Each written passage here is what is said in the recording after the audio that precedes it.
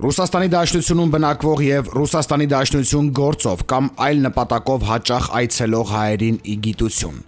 Ռուսաստանի Դաշնության նախագահ Վլադիմիր Պուտինը ստորագրել է օրենք, որն էապես ընդլայնում է այն վարչական իրավախախտումների ցանկը, որոնց համար օտարերկրյա քաղաքացիները Ռուսաստանից ոչ միայն կտուգանվեն, այլև կենթարկվեն արտաքսման։ Փաստաթուղթը հրապարակվել է իրավական ակտերի պաշտոնական պորտալում։ Նոր օրենքի համաձայն վարչական իրավախախտումների մասին օրենսգրքի այն հոդվածների թիվը, որոնց հիման վրա կարող է կիրառվել արտաքսում, ավելացել է 22-ից մինչև 45։ Մասնավորապես արտաքսում կկիրառվի սեռի, ռասայի, ազգության, լեզվի, կրոնի կամ այլ հատկանիշների հիմքով խտրականության համար։ Եթե մինչ այժմ նման իրավախախտման համար նախատեսված էր միայն 1000-ից 3000 ռուբլու չափով տուգանք, ապա օրենքի ուժի մեջ մտնելուց հետո օտարերկրյա քաղաքացիները նույն չափի տուգանքից բացի պարտադիր կարգով նաև կարտաքսվեն երկրից։ Նույն պատիժը կսահմանվի նաև պետական սահմանը պահպանող զինծառայողի, ինչպես նաև ոստիկանության, դաշնային անվտանգության ծառայության, պետական պահպանության մարմինների կամ Ռոսգվարդիայի ծառայողի օրինական պահանջին չենթարկվելու համար։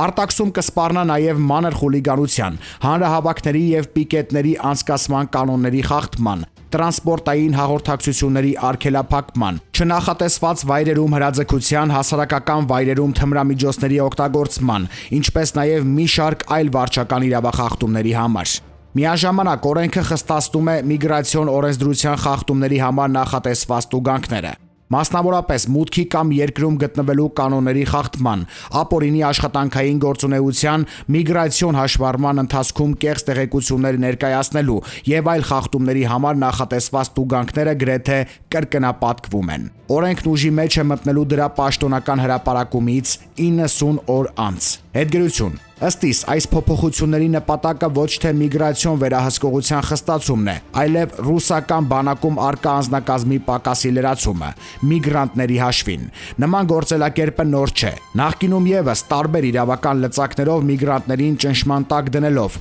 նրանց առաջնագիծ ուղարկելու դեպքեր են արձանագրվել։ Այս քայլով նաև մեր ազգի պառակտման հերթական լծակն են ստանում։ Ռուսաստանի Դաշնությունում բնակվող հայերին Ուկրաինայի դեմ պատերազմ ուղարկելով նրանց փաստացի ստիպում են կռվել Ուկրաինայում բնակվող իրենց հայրենակիցների դեմ։ Գրել է Էլեն Հոխիկյանը Facebook-յան իր էջում։